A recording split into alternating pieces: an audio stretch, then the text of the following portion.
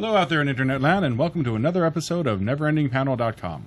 To my right, I have Nick Smith, and to his right, we have PJ Harzma, and we are discussing, for your intellectual edification and possible joining in of the conversation, getting kids to read.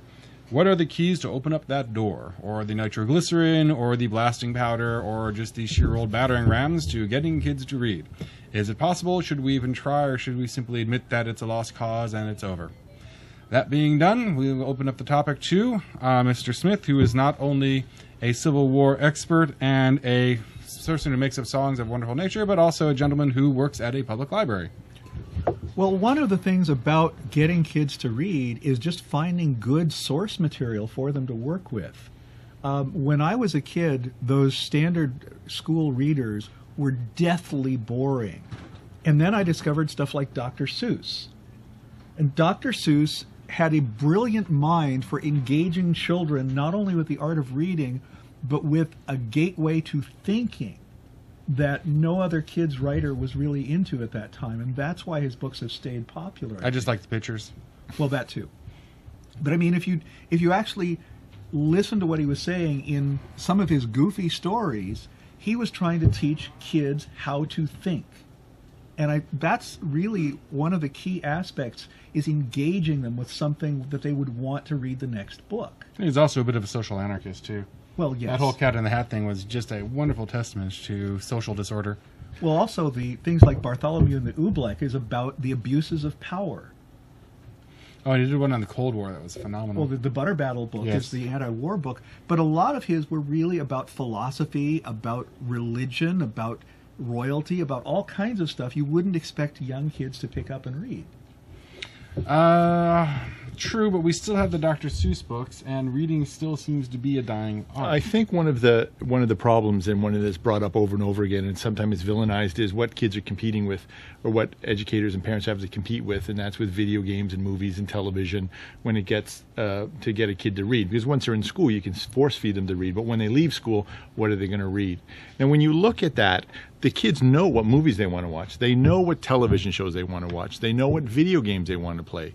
But when it comes to a book, they're expected to walk into a bookstore with 100,000 titles spined out and choose a book that's proper for them without really knowing much about anything. Scientists have proven that that process, that decision-making process, is actually painful. And what the publishers have done nowadays, they've left this responsibility to find the right book for the kid on the teachers and the educators and the librarians to sift through the thousands and thousands of books that are published all the time and find out what's right for an individual kid. And this is on top of their day job that they don't get paid for, they don't get paid enough for anyways. I think a lot slips through the cracks. And what? Oh, I was just going to agree with you. I've been reading The Adventures of Tom Sawyer, and I was just thinking about how in that era, it was infinitely simpler if you were a kid. I mean, obviously, you know, death and dyslexia and slavery were issues that they had to deal with, but their day-to-day, what am I going to do? That's fairly basic. Let us open it up to the audience. Darnell. Thank you. As a substitute and teacher moving on and a Baptist minister, substitute teacher, it behooves the parents to teach them about reading, to read to them, or to restrict the computer access and TV and radio access to make them read or be sheer bored. Doesn't necessarily have to be happy to make people read. I was ostracized from people when I was a kid, so I learned to fall in the books to read. So it could be both good and bad, but it's the parents' responsibility to make it so. And Arlene Staton, our executive producer. Hi. With PJ, I do agree with what you're saying about how it's left up to librarians and teachers to pick that. And one of the things the Los Angeles Science Fantasy Society does is provide a recommended children's reading list, which is available on our website.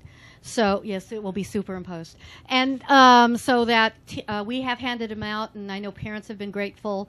I know that teachers who don't know a lot about genre fiction have been extremely grateful because now they know what's age appropriate for them to read. But there's one point I wanted to add to that, and I go around to schools all over North America, and I see thousands and thousands of kids a year, and I notice that once they reach grade 8 and grade 9, now that's when it's the hardest to get them to read. That's when the reluctant readers really pop out, and the problem is because that's the same age where these kids are trying to get their own identity, and they're trying to push away from all the tastemakers that were given to them when they were younger in order to be cool. So these books that are coming to them, these titles that are told to read, are coming to them from the teachers, the parents, and the educators, the same people that they're pushing away from in order to establish their own identity. So it's like trying to get a 4-year-old to eat broccoli now. It's not going to happen.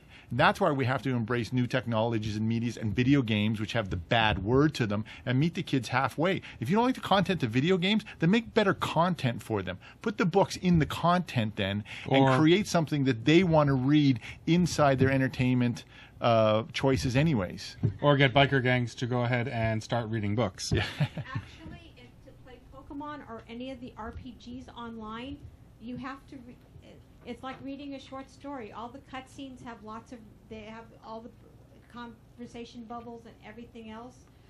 There are a lot of reading in some of the RPGs. And it could be better reading, though. They talk about the quality of it. It needs to come up, and it's one of the things that I'm really working on. Combining the software with the Rings of Orbis, it's very key, and I think you can go even farther. And instead of pushing away computers and video games, I think that we as writers and content creators have to embrace it and meet the kids halfway. We have a question from unidentified gentleman in the audience.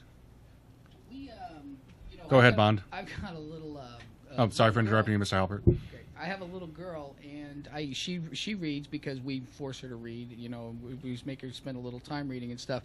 But I'll tell you, the number one way to get kids to read is the same way to get adults to read. They need to see other kids enjoying the book and make it easy. The number one of the biggest selling books now is the Diary of a Wimpy Kid, because you look at that. It's humor too. Yeah, no kid looks at it and goes, oh, okay, this is going to be too onerous for me to really take on and handle. They go, okay, this looks like it's easy for me to read. And we all know that everyone's reading skills has dropped because people used to read for entertainment, whereas now we watch TV.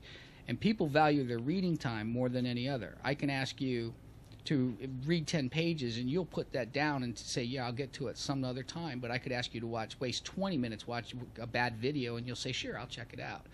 And so I notice that with my daughter is, Harry Potter and all those, they really, really take off as soon as the kids see other people doing it, because one of the big things, there is talent, but one of the things that separates Miley Cyrus and some of these other people from the other celebrities is just that which one are all the other kids into, because my kid could be... We're social creatures. Yeah, my kid could be into dinosaurs or Pokemon or Power Rangers, but it's very much defined by what his friends are into. You have to take that and use that. In my game, you have to answer questions from the book to get ahead in the game, and if a kid tries to cheat and ask for the answer on the message board, all the other kids flame them to go read the book. Where do you get peer pressure in a video game to read a book?